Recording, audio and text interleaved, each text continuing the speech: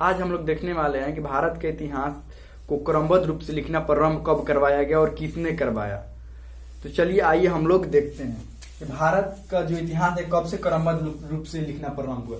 East India company का शासन 1764 ईस्वी तक अंग्रेजों द्वारा अपनी दाव पेच के बल पर शासन करना प्रारंभ कर दिया था। यानी कि 1764 ईस्वी तक अंग्रेजों ने भारत पर अपनी कूटनीतिक दाव पेच की बदौलत शासन करना तो प्रारंभ कर दिया था। उसके बाद भारत में दीर्घकालीन शासन करना आसान बात नहीं है। उनको ये लगता था कि भारत में दीर्घकालीन शासन करना आसान बात है, लेकिन जब 1764 ईस्वी में भारत पर शासन करना उन्होंने प्रारंभ किया तो उनको पता चल गया कि अब भारत पर दीर्घकालीन शासन करना प्रारंभ नहीं आसान नहीं है, क्योंकि इंग्लैंड जैसा एक तंत्र से भारत में शासन करना इतना आसान नहीं है, क्योंकि भारत एक विविध क्षेत्र वाला देश है। यहाँ पर बहुत सारी परंपराएं, धर्म, मान्यताएं बहुत कुछ पाई जाती है। तो इसीलिए यहाँ पर अलग अलग प्रजातियां पाई जाती है, अलग अलग तरह के लोग पाए जाते हैं, अलग अलग परंपराएं पाई जाती है, जिसके कारण यहाँ पर शासन करना आसान नहीं है।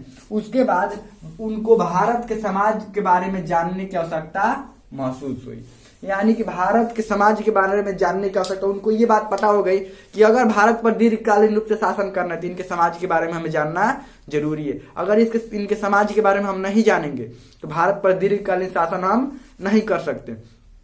तो उसके बाद ये जो अंग्रेज है वो भारत के इतिहास ढूंढना प्रारंभ किए।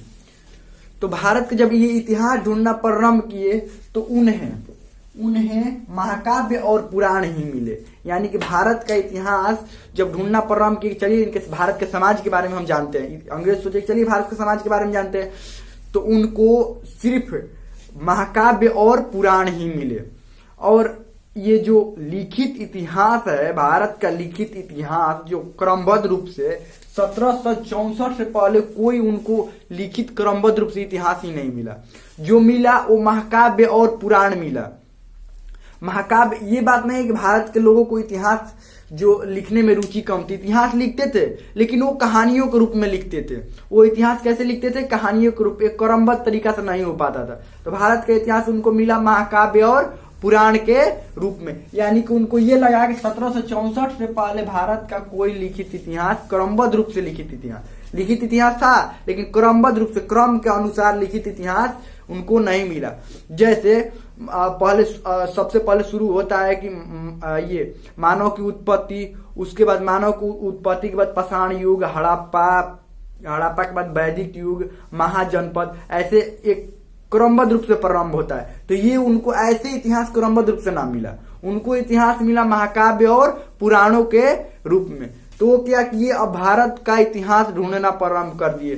क्यों ढूंढना प्रारंभ कर दिए? क्योंकि ये उनके लिए आवश्यक था। अगर भारत का इतिहास नहीं जानते तो भारत पर वह दीर्घकालीन शासन नहीं कर सकते थे। ये उनको बात पता हो गई थी।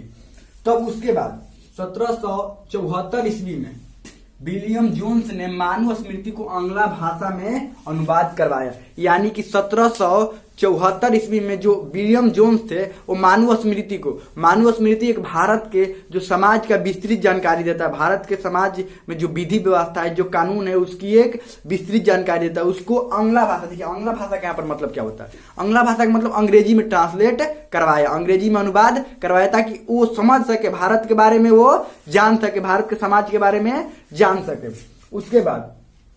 उसके बाद धीरे धीरे वो अंग्रेजों को ये भारत की जो इतिहास है उनको जानना आवश्यक हो गया। धीरे धीरे खोज प्रारंभ कर दिया, अपने तरीका से वो ढूंढना, भारत के क्रमबद्ध इतिहास को ढूंढना प्रारंभ कर दिया। उसके बाद 1784 ईस्वी में एशियाटिक सोसाइटी की स्थापना हुई। एशियाटिक सोसाइटी का उद्देश्य ये था कि भारत के जो संस्कृत, पाली, फारसी, ये सब साहित्य है, जो साहित्य लिखे गए हैं उनको अनुवाद किया जाए, ताकि वो लोग समझ सके कि भारत के पहले समाज कैसा था। देखिए भारत के जो इतिहास है वो लिखा गया था, लेकिन कहानियों के रूप में लिखा गया। कहानियों से भी पता चलता था, लेकिन बात यह था कि क्रमबद्ध रूप से कहानी नहीं लिखा गया था। लिखा गया था कहानी, लेकिन क्रमबद्ध रूप से कहानी नहीं लिखा गया था। इससे भारत के इतिहास के बारे में विस्तृत जानकारी होती थी, भारत के जो समाज है उसके बारे में जानकारी होती थी, ग्रंथों से ये सबसे जानकारी होती थी, लेकिन क्रमबद्ध रूप से ना लिखा गया था। इसीलिए उन्होंने क्रमबद्ध रूप से ढूंढवाना प्रारंभ किया। तो ये एशियाटिक सोसाइटी की स्थापना, इसका उद्देश्य तो था ही कि संस्कृत, पाली और फारसी भाषाओं को क्या करना है, अनुवाद करना। उसके बाद 1861 ईस्वी में भारतीय पुरातत्व सर्वेक्षण विभाग की स्थापना हुई।